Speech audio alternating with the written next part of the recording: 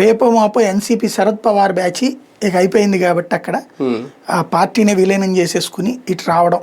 అంటే ఎన్సీపీ రెండు గ్రూపులు కదా, శరద్ పవార్ గ్రూపు, అజిత్ పవార్ గ్రూపు, రెండింటిని విలీనం చేసేసుకుని ఇటు వచ్చేయడానికి రెడీ అవుతున్నారు. ఇప్పుడు అన్నాడీఎంకే రాజ్యసభ సభ్యులు, అన్నాడీఎంకే లోక్సభ సభ్యులు ఇటుకి టర్న్ అయ్యి ఇట్లా ఓవరాల్గా వాళ్ళు ఒక ఫార్ములా పెట్టుకున్నారు. 166 రాజ్యసభ, 364 లోక్సభ, అంటే 2/3 రెండు చోట్ల. అది ఒక 6 నెలల ముందన్నా సెట్ చేసి దేశవ్యాప్తంగా ఏడాది లోపు సెట్ చేసి దేశవ్యాప్తంగా చేయాలనుకుంటున్నారు. దానికోసం వాళ్ళు అడుగుతున్నారు. సరే ఇది ఎన్డీఏలోనే కదా మేము కూడా ఉండేది అంటున్నారు వీళ్ళు. కాబట్టి బీజేపీ అయితే ఒకటి అన్నామలై పేరు వినబడుతోంది, లేదా ఇంకెవరినన్నా ఇస్తారా తెలియదు. అంటే ఒకటే ఇంకా ఫిక్స్ ఒకటి ప్రస్తుతానికి వినబడుతుంది.